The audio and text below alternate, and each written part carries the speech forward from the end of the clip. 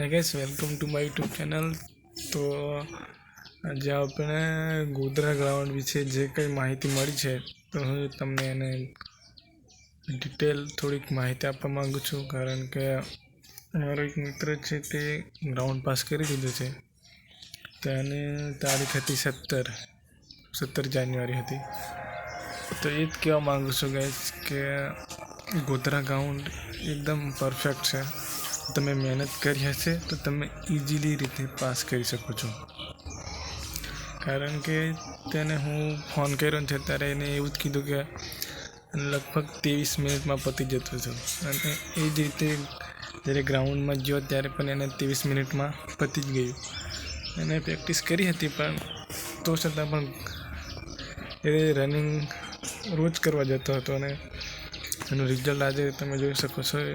અને ground pass કરી દીધું છે. તો બસ જે લોકોની પ્રેક્ટિસ હશે એ લોકો પાસ થવાના જ છે, કારણ કે પરીક્ષા પાસ કરવા માટે જ હોય છે, નપાસ કરવા માટે નથી હોતી પરીક્ષા. ફેલ પડે આપણે આપણા કંઈ ના કંઈ કમીના કારણેથી જ આપણે ફેલ પડીએ, બાકી પરીક્ષા પાસ કરવા માટે જ હોય છે. તો જેટલા વિદ્યાર્થીને ગોધરા ગ્રાઉન્ડ છે તે મતલબ એમ કે ગોધરા ગ્રાઉન્ડ એકદમ કમ્પ્લીટ છે, વ્યવસ્થિત છે. તારો સ્ટાફ બહુ સપોર્ટ કરે છે. એકદમ આમ ગ્રાઉન્ડ દોડી જાય એવું છે, મસ્ત એવું મને માહિતી મળી છે. એટલે જે લોકોને ગોધરા ગ્રાઉન્ડ છે એ ચિંતા કરતા નહીં, મતલબ પ્રેક્ટિસ બરાબર કરજો અને તમારું ગ્રાઉન્ડ પાસ થઈ જશે. ત્યાં બધી સુવિધા છે. તમે ઘણા બધા વિડીયો જોતા જ હોય છે કે કેવું ચાલી રહ્યું છે, રહેવાની વ્યવસ્થા, એવું બધું. એટલે તો જોતું રહેવાનું. પણ જે હાલ જેની પરીક્ષા બાકી છે અને જે ગોધરા ગ્રાઉન્ડ છે એના માટે ખાસ વિડીયો છે કે ગ્રાઉન્ડ બહુ મસ્ત છે, અને તમારે થોડુંક ડોક્યુમેન્ટ ઉપર થોડુંક ધ્યાન આપવું પડશે, કારણ કે કોલ લેટર એના માટે જ આપેલું છે કે પ્રોપર એની આઈડી યાદ છે કે ભાઈ તમારી ડેટ ઓફ બર્થ, તમારું નામ, બધું તમારું સરનામું, બધું ડિટેલ મંગાવેલી હોય, અને હોલ ટિકિટમાં તમારે બધું લઈ જવાનું હોય છે. તો આપણે જેવું હોલ ટિકિટમાં નામ છે, ડેટ ઓફ બર્થ છે, ખાસ કરીને date of birth same to same જ હોવા જોઈએ. જેમ કે આપણે કોલ લેટરના અહીંયા નિયમ છે તેમાં જોયેલું છે કે આધાર કાર્ડ, આધાર કાર્ડ, ચૂંટણી કાર્ડ, પાન કાર્ડ છે,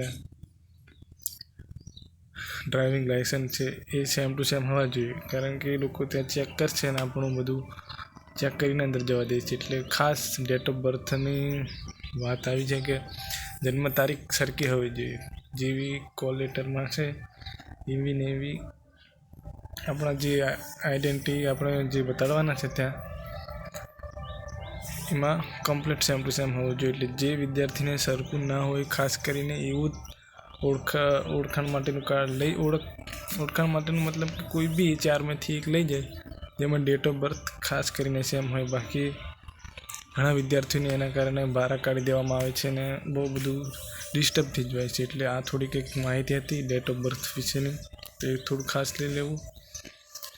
બાકી તો ગ્રાઉન્ડ બહુ મસ્ત છે એમ કીધું છે. 2-3 મિત્રોએ વાત થઈ છે, એ પણ એકદમ બહુ બિંદાસ પાસ કરી દીધું છે અને હવે પોતાની તૈયારીમાં લાગી જશે. કારણ કે પહેલું ચરણ પાસ થશે તો જ બીજું ચરણ મળશે ને. એટલે ગ્રાઉન્ડ પાસ કરી દો, પછી ફટાફટ તૈયારીમાં લાગી જાઓ અને બહુ મજા આવશે.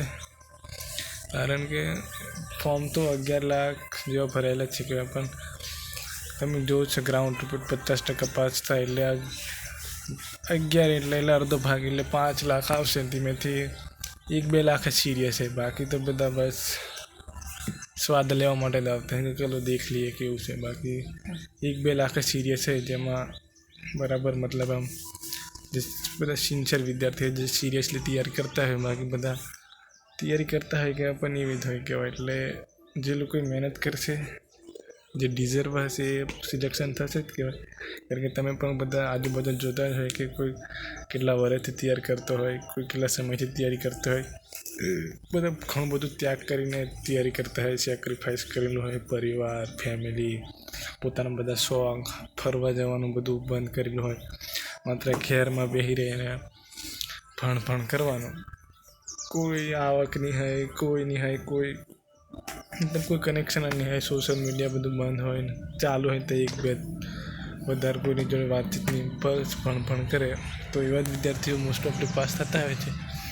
એનો મતલબ એવું નહીં કે બીજા નહીં થતા, પણ જે મહેનત કરે છે એ પાસ થશે. તો આ દરેક વાત છે ધ્યાનથી સાંભળી લીજો, કારણ કે